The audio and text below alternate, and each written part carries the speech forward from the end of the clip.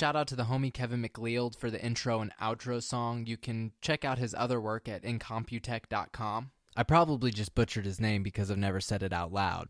Really, though, the truth is I'm just bad at pronouncing names. Like Key and Peele substitute teacher skit bad at pronouncing names. Let's get this party started, shall we? What up, homies? I'm John Medina, and this is my podcast, Episode 2. Also, an extremely special shout out to the homie Aaron Williams Conley for the official logo update. That dude has mad talent. I won't call this a weekly show because I can't promise that I'll do an episode every week, but I'm going to try to do an episode as often as I can. So without further ado, coming to you pre-recorded from my living room, this is the Just John Podcast. Holy shite, was it a busy week.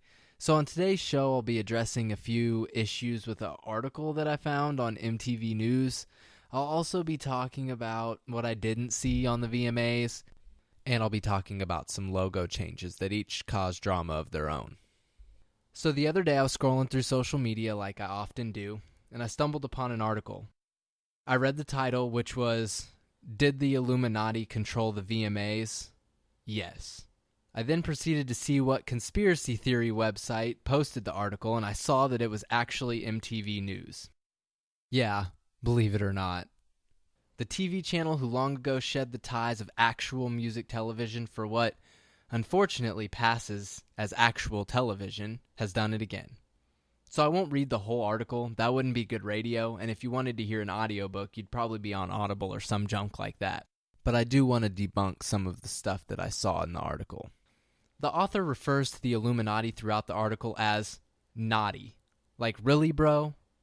Has the notion that a super secret organization that's trying to control us through New World Order become such a commonplace that you can now start shortening the name when speaking of them?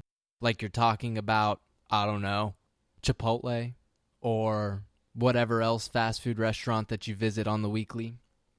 One of the reasons that was presented for the reason why the Illuminati controlled the VMAs was The Weeknd's performance. Lighting the stage on fire is what they used as an example. Lighting the stage on fire is called putting on a show, not being part of the Illuminati. Sorry about ya. Another one of the reasons was that trios were formed before our very own eyes. What? Seriously, that's the dumbest thing I've heard since someone talked about lighting a stage on fire during a performance, meaning the Illuminati controlled it. So what if 21 Pilots teamed up with A$AP Rocky? It's an award show. People do that all the time. They have been for as long as award shows have been around. 3's a number, not some kind of conspiracy theory, and it's a pretty common number at that. The final reason in the article was that Kanye West revealed the Illuminati's agenda by announcing that he was going to run for president in 2020. Hashtag Kanye for Prez, though. I'll humor the author for just a second.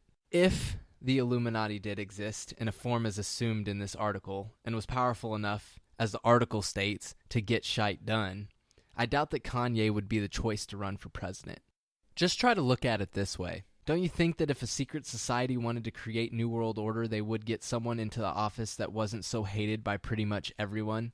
I mean, Kanye even admitted that everybody hates him in his speech. People talk smack on him in the freaking grocery store, bro. Plus, if I had to listen to a political debate with someone saying bro after like every sentence, I might have a pulmonary embolism or something. Bro.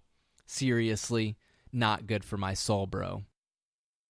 So after I decided that this article created enough passion in me to actually talk about it with you guys, I started to do a bit of searching around. And the real reason was that I needed to have the article in front of me while I talked to you so I could talk about it with some accuracy because my memory is that of Dory. But anyway, so upon my quick, vague Google search, actually, hold on, pause. I probably would not find anything if Google wasn't so smart. Like, it just knows what I'm looking for. Oh, wait.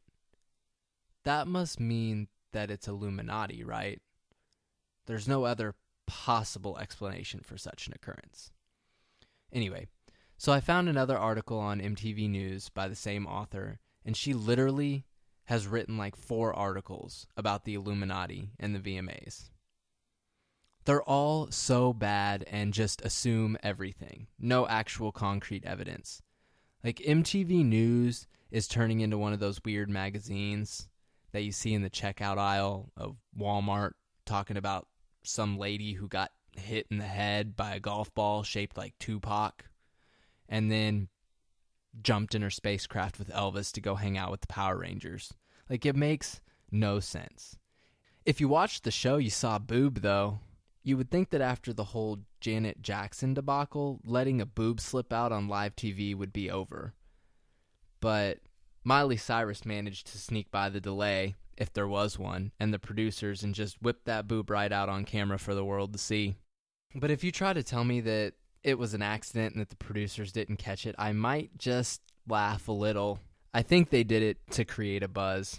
The same reason why they advertised T-Swift introducing Kanye, which he actually called them out on during his speech, which was kind of funny. It's the same reason that Miley and Nicki got into an argument. It gets them numbers, and I mean, cable's a dying medium, and they're doing pretty much anything that they can to keep themselves afloat. I mean, they're scripting reality TV. That's nothing new, right? We see that all the time. They've just gotten better at planning it in advance so that it doesn't necessarily look like it's being scripted. Nicki and Taylor's Twitter battle and Miley's preceding interview. Excuse me. Sorry, I had something in my throat. I didn't even watch the dang thing, but here I am talking about it. That, folks, is why television is dying.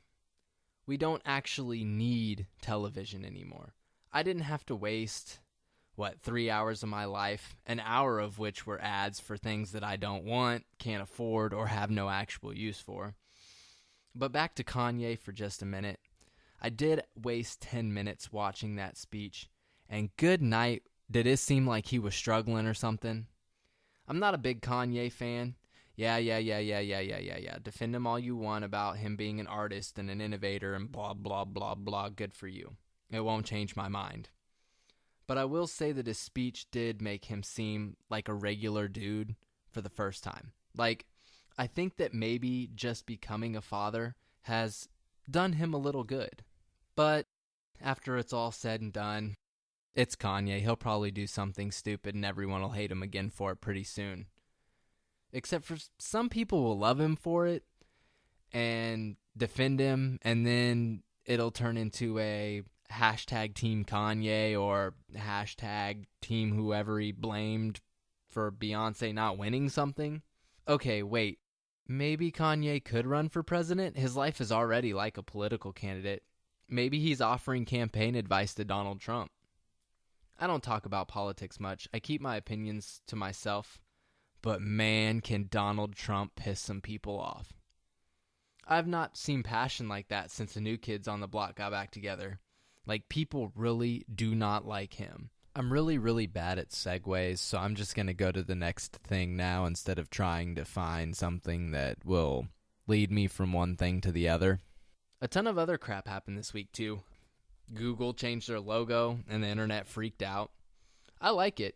It's simple, which is what Google does best.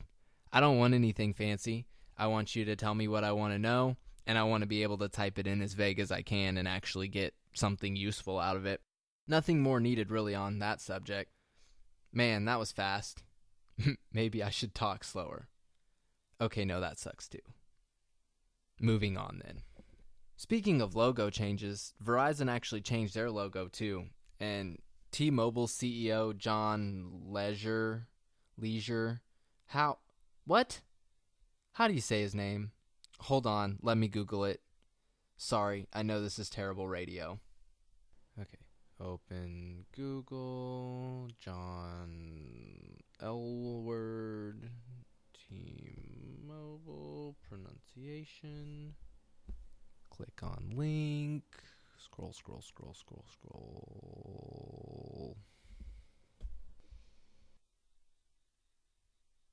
Oh, okay, Ledger, like Heath, or a newspaper, whatever, it's irrelevant anyway.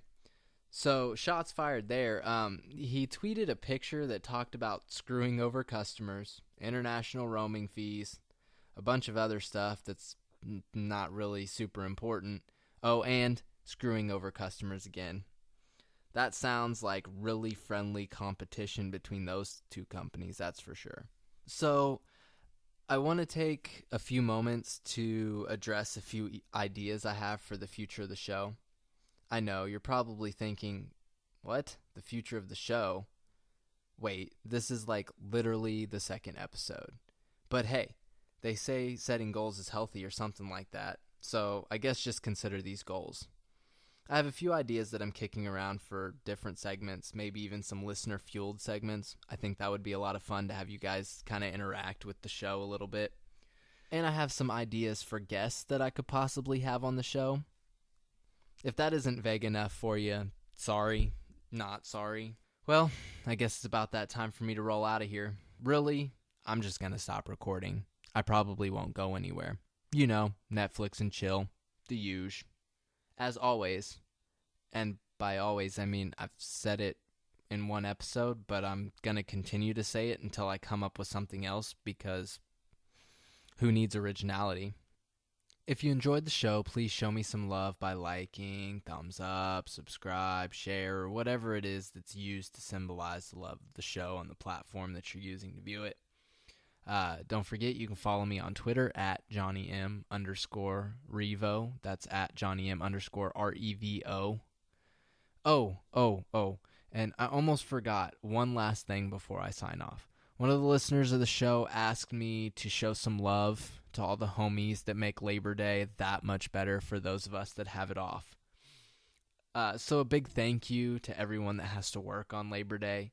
And if you don't have to work on Labor Day, when you go to the gas station to get your fountain soda, or go to the store to pick up some last-minute supplies for your barbecue, or, you know, you go shopping for those wicked deals that they have on Labor Day, just remember that some people don't get a Labor Day so that you're able to have yours.